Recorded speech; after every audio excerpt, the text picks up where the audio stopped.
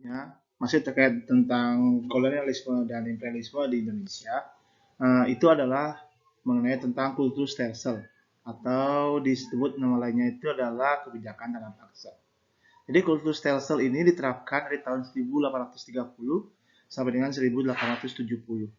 Nah, jadi apa yang bangsa Belanda lakukan, apa yang bangsa Belanda terapkan di Indonesia, jadi bagaimana sistem yang terjadi terkait dengan penerapan sistem kultur stelsel ini, serta juga kebijakan-kebijakan apa saja yang bangsa Belanda terapkan terhadap bangsa Indonesia, serta dampak-dampak yang terjadi. Jadi mari kita lihat bersama-sama.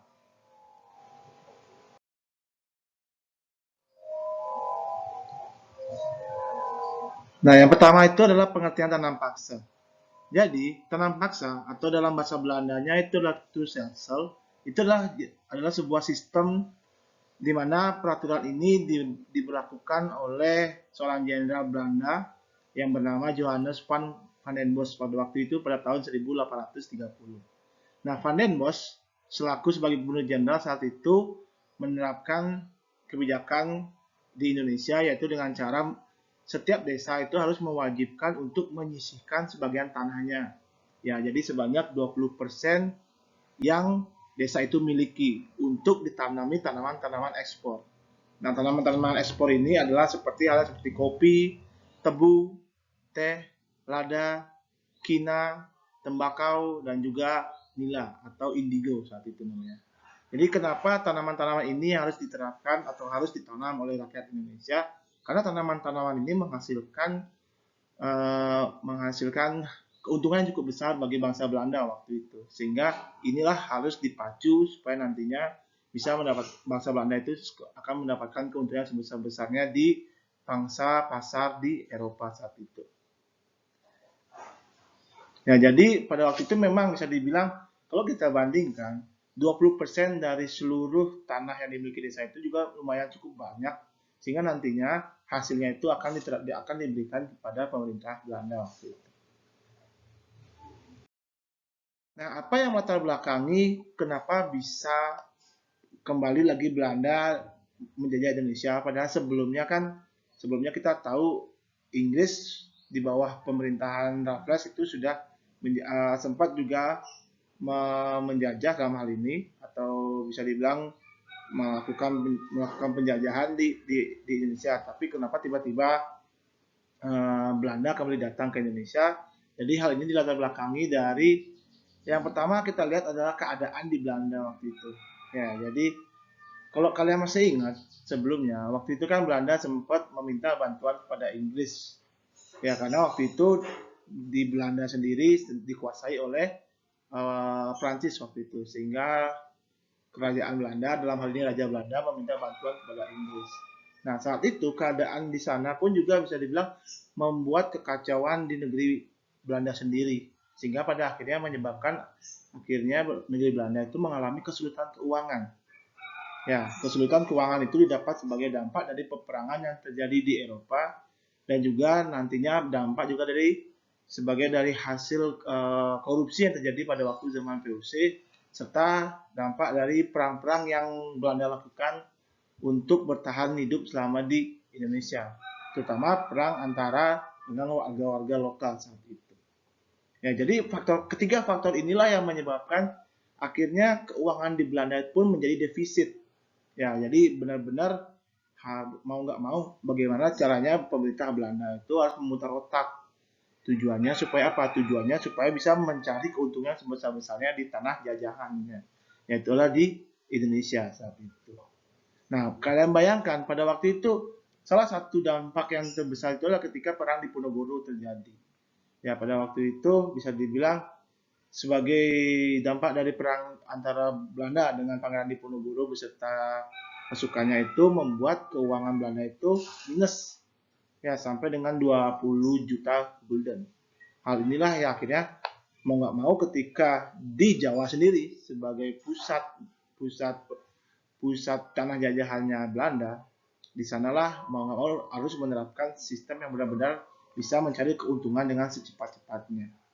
Nah, pada waktu itulah bisa dibilang Van den Bosch memiliki suatu ide bagaimana caranya idenya itulah berupa menyuruh rakyat-rakyat di tanah jajahannya itu untuk menanam tanaman-tanaman yang laku di pasaran Eropa. Ya, jadi yang tadi saya katakan seperti tembakau, kopi, ya, kemudian indigo dan lain sebagainya. Sedangkan cengkeh pada waktu itu bisa dibilang sudah menurun kepopulerannya. Jadi dibandingkan dengan tanaman-tanaman yang tadi saya sebutkan. Itulah alasannya bagaimana pada akhirnya Belanda harus menerapkan sistem yang dilakukan dengan cara tanam paksa itu sendiri.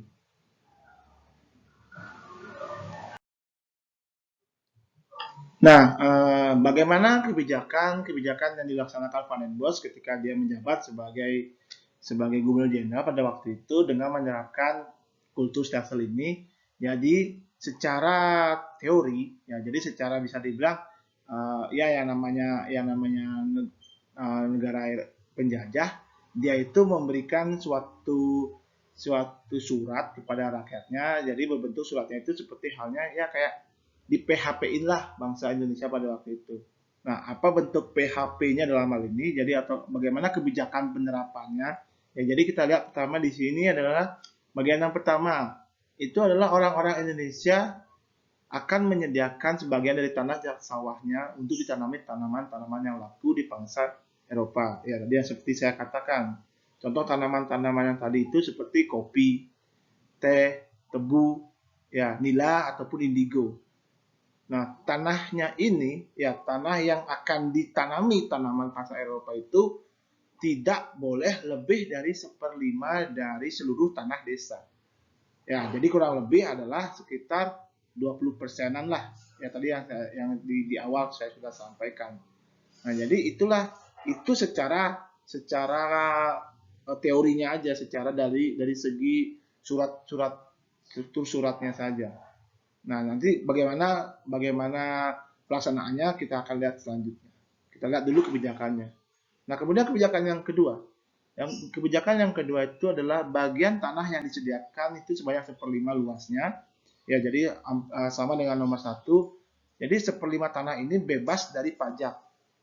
Jadi bisa dikatakan tanah yang akan ditanami oleh tanaman Eropa ini itu bebas dari pajak, dalam hal ini tidak akan dikenai pajak apapun.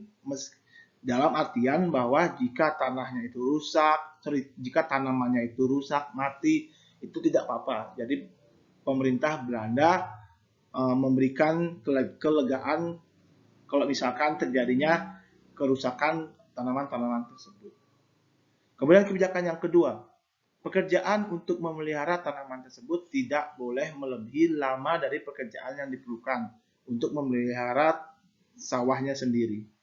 Nah, jadi maksudnya dalam hal ini, si petani itu dia mempunyai 2 tugas.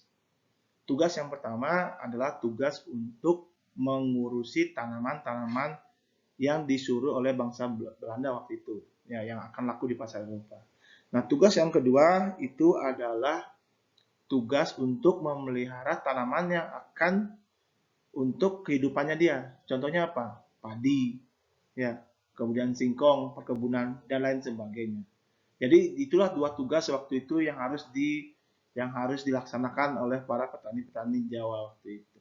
Nah, dalam artian poin yang ketiga ini adalah pemeliharaan tanaman tersebut tidak boleh melebihi lamanya pekerjaan diperlukan untuk memelihara sawahnya sendiri. Jadi kalau kita lihat di buku paket kalian bisa baca, umumnya pemeliharaan atau penanaman padi itu kurang lebih itu adalah selama 66 hari. Nah, itu harus juga sama dilaksanakan dalam proses penanaman tanaman-tanaman yang laku di Eropa itu sendiri, atau yang disuruh oleh bangsa Belanda pada waktu itu. Sehingga kurang lebih ya sekitaran 2 bulan atau sampai 3 bulan untuk penanaman tanaman-tanaman Eropa itu sendiri. Kemudian yang keempat, kebijakan yang keempat itulah bagian tanah yang disediakan untuk menanam tanaman dagangan tersebut dibebaskan dari pembayaran pajak tanah. Nah, ini hampir sama dengan poin yang kedua. Ya, jadi tadi dibebaskan dari segala pajak. Terus kemudian jika misalkan tanamannya rusak, itu pemerintah Belanda memberikan kelegaan, tidak mengharuskan petani itu untuk mengganti rugi. Ya, itulah maksudnya dari poin yang kedua dan juga poin yang keempat. Kemudian poin yang kelima, ya, yang kelima itulah hasil dari tanaman tersebut diserahkan kepada pemerintah Belanda dan ditimbang. Nah, jika harganya ditaksir melebihi harga sewa tanah yang harus dibayar oleh rakyat, maka kelebihannya itu akan dikembalikan kepada rakyat sebagai keuntungan si petani atau keuntungan bagi rakyat sendiri. Jadi hal ini tujuannya apa? Tujuannya untuk memacu para petani atau para rakyat tersebut supaya bisa termotivasi untuk menanam lebih dan lebih lagi. Ya, jadi supaya nantinya kalau petani itu melihat prospeknya, oh bagus nih tanahnya tanaman Eropa ini, sehingga nantinya akan mendapatkan keuntungan besar, maka dia akan termotivasi untuk menanam tanaman tersebut. Ya, nah itu adalah 5 kebijakan dasar, 5 yang diucapkan oleh pemerintah Belanda kepada rakyat Indonesia pada waktu itu. Nah, namun ternyata dalam pelaksanaannya kebijakan-kebijakan yang diucapkan pemerintah kemudian dituliskan dalam sebuah surat dan juga ataupun lain sebagainya itu mengalami penyimpangan-penyimpangan yang jauh berbeda dari apa yang telah disepakati sebelumnya. Nah, apa saja penyimpangan yang terjadi itu adalah kurang lebih kita lihat dalam hal ini seperti halnya berikut. Nah, jadi poin yang pertama, perjanjian tersebut seharusnya dilakukan dengan sukarela oleh para petani. Ya, jadi tanpa ada paksaan. Nah, namun dalam pelaksanaannya ternyata apa yang dilakukan petani itu dipaksa, ditekan oleh pemerintah Belanda. Ya, jadi mereka benar-benar disuruh untuk memacu bagaimana proses penanaman tanaman pasaran Eropa itu sendiri. Ya, inilah yang membuat pada akhirnya tugas yang awalnya mereka bisa laksanakan 2 tugas. Yang pertama tugas untuk menanam tanaman Eropa, yang satu lagi tugas untuk menanam tanaman untuk dirinya sendiri. Tapi karena disuruh dipacu, akhirnya dia nggak bisa melakukan 2 tugas ini. Akhirnya apa yang terjadi? Dia atau petani ini hanya bisa berfokus untuk menanam tanaman Eropa itu sendiri karena dia takut jika nantinya dia akan dihukum, diberi sanksi dan lain sebagainya. Nah, penyimpangan yang kedua, dalam perjanjiannya tanah yang digunakan untuk kultur stensel adalah hanya 1/5. Tadi di awal sudah diberikan. Tapi ternyata dalam prakteknya atau dalam pelaksanaannya, ternyata itu lebih dari 1/5 tanah tersebut. Ya, bahkan bisa 1/3 ataupun setengah dari sawah desa itu sendiri. Bayangkan, awalnya secara suratnya itu diberlakukan hanya 20% dari seluruh tanah milik desa, ternyata ini sampai 50% harus ditanami tanaman Eropa. Nah, inilah penyimpangan yang memang benar-benar terjadi pada saat itu. Ya, karena apa? Tujuannya supaya karena tahu ternyata tanaman ini semakin hari semakin mengalami keuntungan. Daripada menunggu lama, lebih baik dipercepat. Dengan cara apa? Diperluaslah tanahnya itu untuk ditanami tanaman Eropa. Itulah yang terjadi pada waktu itu. Kemudian yang ketiga, waktu bekerja untuk tanaman dikehendaki oleh pemerintah Belanda jauh melebihi waktu yang telah disepakati sebelumnya. Ya, tadi kan kalau disepakati itu kan kurang lebih 3 bulan atau 66 hari. Ya, 66 hari lebih itu kurang lebih 3 bulanan. Tapi di sini ternyata setelah 3 bulan disuruhlah lagi para petani itu untuk menanami lagi. Nah, inilah yang membuat pada akhirnya petani itu tidak bisa menanami tanaman seperti padi, singkong, atau perkebunan-perkebunan mereka sendiri. Sehingga apa terjadi? Kelaparanlah yang nanti akan menyebabkan kemudian mereka tidak bisa terfokus untuk menanami tanamannya untuk kehidupannya dia sendiri atau untuk mereka makan. Itulah yang terjadi nantinya. Kemudian poin yang keempat atau penyimpangan yang keempat, kelebihan hasil itu tidak dikembalikan kepada rakyat ya atau pemilik tanah, tetapi dipaksa untuk dijual lagi kepada pemerintah Belanda dengan harga yang sangat murah. Kalian bayangkan sekarang, yang awalnya mereka dibilang diberikan motivasi, kalau ada kelebihan akan diberikan keuntungan kepada rakyat. akan dibayar lagi oleh pemerintah Belanda. Tapi apa yang terjadi? Ternyata ini memang benar dibayar oleh pemerintah Belanda. Tapi dibayarnya dengan sangat murah. Ya, jadi ini hampir sama seperti halnya ketika VOC menjajah di Indonesia. Kalau ada kelebihan-kelebihannya itu, kalau mungkin pada masa VOC kelebihannya kan dibakar. Tapi kalau di sini curangnya orang Belanda pada waktu itu adalah kelebihannya itu malahan dibayar dengan harga murah dibandingkan dengan harga yang sebenarnya. Ya, inilah pada akhirnya awalnya mereka sudah senang, sudah termotivasi, tiba-tiba mental dia tuh harus jatuh karena mau nggak mau kalau tidak itu dijual kepada Belanda sendiri akan mereka diberikan hukuman atau diberikan sanksi. Nah, kemudian penyimpangan yang kelima, tanaman pemerintah harus didahulukan, baru kemudian menanam tanaman mereka sendiri. Ya, jadi pada kadang-kadang waktu itu menanam tanaman sendiri itu tinggal sedikit sehingga hasilnya kurang maksimal. Ya, maksudnya dalam hal ini begini. Ketika penanaman tanaman Eropa itu sendiri kan kalian tahu sistem pengairannya itu harus seimbang antara tanaman Eropa dengan tanaman contohnya seperti padi ataupun singkong dan lain sebagainya. Nah, tapi di sini porsi pengairan itu lebih diprioritaskan kepada tanaman-tanaman Eropa. Ya, jadi sehingga inilah apa yang banyak padi-padi milik petani itu mati karena kekurangan air. Ya, kalau kalian mungkin belajar tentang biologi, kalian tahu padi itu memang membutuhkan air lebih banyak dibandingkan dengan yang lain. Nah, tapi di sini karena tanaman-tanaman Eropa itu juga sama-sama membutuhkan air, namun di sini karena dia ditekan oleh petani itu ditekan oleh pemerintah Belanda, sehingga porsi pengairannya itu lebih difokuskan untuk pengairan tanaman-tanaman Eropa. Sedangkan tanaman-tanaman padi itu banyak yang mengalami kekeringan, sehingga mereka tidak menghasilkan panen yang melebihi apa yang mereka impikan atau mereka inginkan. Malahan tanaman-tanaman Eropa itu yang semakin banyak mendapatkan porsi pengairannya tersebut. Ya, itulah yang terjadi, penyimpangan-penyimpangan yang terjadi pada waktu itu. Jadi kalian bayangkan selama kurang lebih dari tahun 1830 sampai dengan 1870, ya 40 tahun bangsa Indonesia itu diberlakukan seperti itu. Mereka harus disuruh untuk menanam secara paksa, disuruh untuk menjual dengan harga yang murah, sehingga bayangkan 40 tahun itu keuntungan yang didapat oleh pemerintah Belanda itu melesat dengan cepat pada waktu itu. Ya. Nah, terkait dengan itu kita akan lihat dampak-dampak yang terjadi. Ya, dampak-dampak yang terjadi bagi bangsa Indonesia pada waktu itu adalah cukup lebih kepada dampak-dampak yang bersifatnya kesengsaraan atau yang bersifat negatif.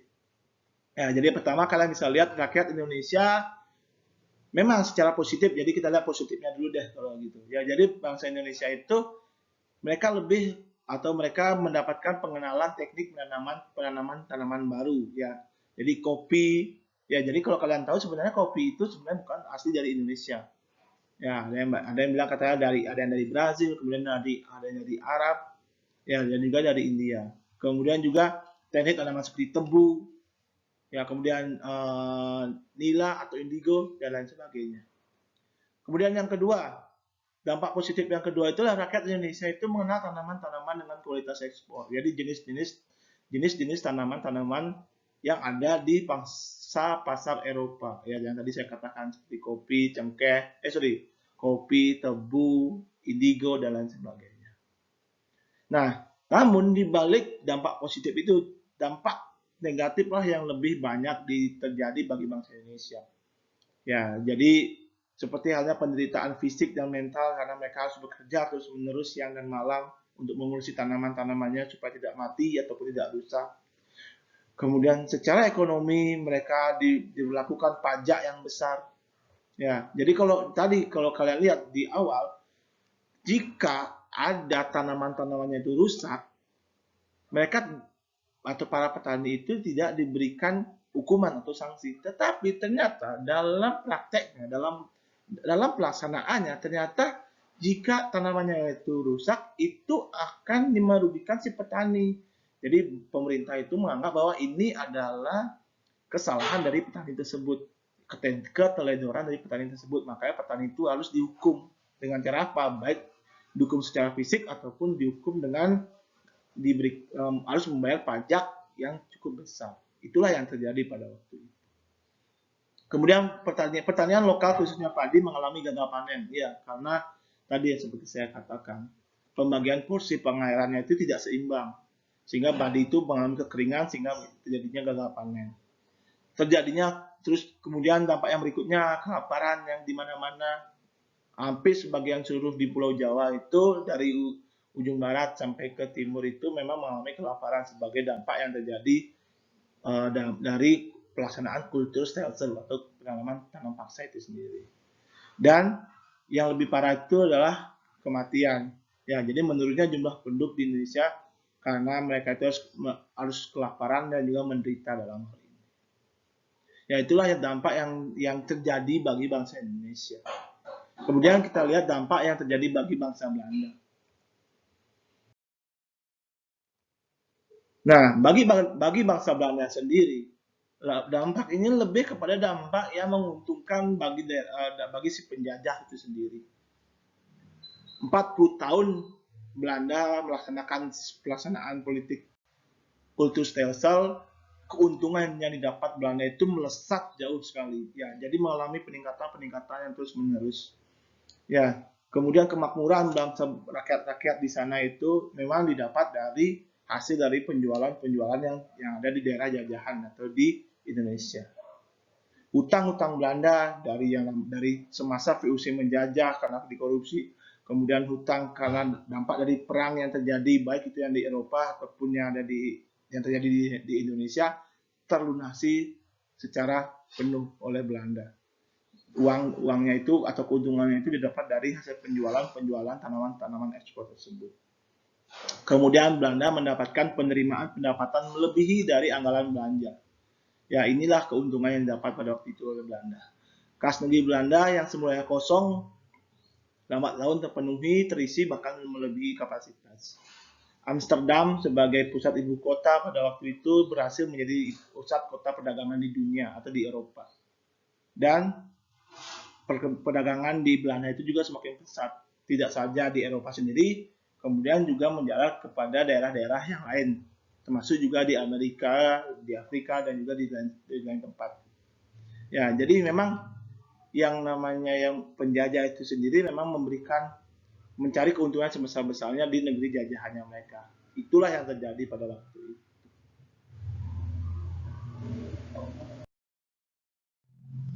Nah, lalu apa yang terjadi sebagai dampak yang dilakukan oleh pemerintah Belanda? Apakah ada yang menentang dari kebijakan tersebut? Jawaban saya ada.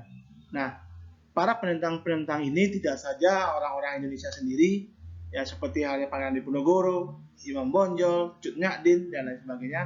Tapi ada juga tokoh-tokoh lain yang menentang, terutama tokoh-tokoh yang berasal dari Belanda sendiri. Jadi sebagai dampak dari penerapan sistem tanam paksa itu, ada beberapa tokoh-tokoh yang berasal dari golongan humanis yang ada di Eropa sana menentang dari kebijakan yang dilakukan pemerintah Belanda terkait dengan pelaksanaan politik kultur stelsel ini. Siapa saja tokoh-tokoh tersebut? Kita lihat. Yang pertama itu adalah IFI Douwes Dekker atau kepanjangan dari Edwin Francois Eugene Douwes Dekker. Jadi beliau adalah seorang Belanda yang memang dalam hal ini adalah dua keturunan berbeda. Ayahnya itu adalah orang Belanda, sedangkan ibunya itu adalah orang Jawa, Pekalongan. Jadi beliau sendiri itu adalah orang yang memang benar-benar menentang, memang benci terhadap pelaksanaan politik kultur stelsel ini sendiri. Nah, jadi apa yang dilakukan Douwes Dekker sendiri pada waktu itu adalah beliau membuat sebuah tulisan ya atau membuat yang diutarakan dalam sebuah buku dalam judulnya itu adalah Max Havelaar. Jadi ketika menulis buku Max Havelaar tersebut, beliau mengganti namanya tidak menggunakan nama Douwes Dekker tapi dengan menggunakan nama Multatuli. Tujuannya apa? Tujuannya supaya beliau itu tidak ditangkap oleh pemerintah Belanda. Karena pada waktu itu jika ada yang menentang kebijakan atau pemerintah Belanda itu dianggap sebagai pengkhianat ataupun yang menentang pemerintah itu sendiri. Nah, akibatnya apa yang terjadi pada waktu itu, dengan adanya tulisan-tulisannya itu sehingga orang-orang di Eropa, orang-orang di Belanda sana tahu ternyata keadaan bangsa atau keadaan rakyat Indonesia pada waktu itu benar-benar sengsara, tidak melihat apa yang terjadi. Jadi sebenarnya bisa bilang kayak gini, orang-orang di Belanda sana tuh dia tidak tahu keadaan yang ada di Indonesia atau keadaan yang terjadi di Indonesia pada waktu itu. Jika tidak ada informasi seperti yang dilakukan oleh Douwe Dekker, penerapan sistem politik kultur stelsel ini tidak dihapuskan, bahkan bisa dibilang terus dilaksanakan. Ya, itulah yang terjadi pada waktu itu. Ya, memang salah satunya memang karena pada waktu itu kan yang namanya handphone, yang namanya internet itu belum ada.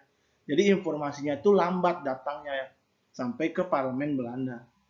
Ya, itulah yang terjadi pada waktu itu. Tapi dampaknya dengan ada tulisannya ini, atau dengan adanya kritikan-kritikan yang dilakukan oleh Douwe Dekker sendiri, itu membuka pikiran orang-orang Belanda, terutama golongan-golongan humanis, yang golongan-golongan yang menentang atau yang mengakui adanya hak asasi manusia untuk supaya nantinya mereka itu menentang dari pelaksanaan kebijakan kultur stelsel itu sendiri.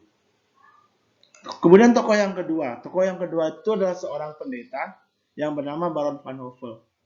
Ya, beliau sendiri adalah pendeta yang menyaksikan langsung bagaimana penderitaan rakyat Indonesia pada waktu itu. Jadi beliau datang ke Indonesia atau ke Pulau Jawa, dia lihat yang terjadi sebenarnya. Ya, jadi apa yang disampaikan oleh Gubernur Jenderal yang pada waktu itu kepada Parlemen Belanda itu adalah hanya berupa keuntungan yang bersifat positif, rakyat-rakyatnya senang, itulah yang disampaikan. Orang-orang Parlemen Belanda itu tidak tahu yang terjadi kalau dia tidak melihat secara langsung. Nah, pada waktu itu Baron van Hove itu dia menceritakan langsung sekembalinya dari Indonesia, dia menceritakan kepada orang-orang di Belanda atau dalam pidatonya di Parlemen Belanda dia ceritakan begini loh keadaan yang terjadi pada waktu itu di Indonesia. Rakyatnya sengsara, penderitaannya, kelaparannya, itulah yang terjadi. Sehingga itulah juga menjadi membuka lebar para petinggi-petinggi di Parlemen Belanda, sehingga nantinya lambat laun itu juga menjadi salah satu faktor dihapuskannya penerapan sistem tanah paksa itu sendiri. Kemudian tokoh Belanda lainnya yang menentang itu adalah bernama Fransen van der Putte. Beliau adalah seorang penulis, ya, jadi waktu itu dia menulis sebuah tulisan yang berjudul Zwijker Contracten. Jadi dari tulisan ini, ketika memang tulisannya itu ditulis di negeri Belanda, bukan di negeri Indonesia atau di negeri jajahan. Jadi ketika tulisannya itu dibaca oleh orang-orang di Parlemen Belanda yang sehingga mengakibatkan terjadinya perdebatan. Ya, jadi pada waktu itu ada dua blok sebenarnya di Parlemen Belanda, golongan humanis dan juga pemerintah yang memang menjabat untuk mencari keuntungan sebesar-besarnya. Nah, golongan humanis inilah golongan yang menentang penerapan sistem politik tanah paksa. Jadi ketika pada waktu itu terjadilah perdebatan antara kedua golongan tersebut di parlemen. Ya, jadi satu sisi golongan humanis ini ingin menghapuskan penerapan politik sistem tanah paksa, tapi dalam hal ini kultur stelsel itu harus tetap dijalankan karena inilah ladang emasnya bangsa Belanda pada waktu itu, sehingga mau nggak mau harus diterapkan. Ya, nah itulah akhirnya mengalami perdebatan, tapi nantinya ke depannya golongan-golongan humanis inilah yang akan memenangi kemenangan dalam pemilu, sehingga lambat laun akhirnya pelaksanaan politik kultur stelsel itu pun akhirnya dihapuskan. Sehingga tujuannya adalah untuk mencoba membantu rakyat-rakyat yang ada di negeri jajahan itu sendiri. Ya, itulah beberapa tokoh-tokoh penentang, terutama tokoh-tokoh dari negeri Belanda. Sedangkan tokoh-tokoh penentang dari Indonesia sendiri itu cukup banyak, nanti akan dijelaskan oleh Bapak di bab yang kedua nanti.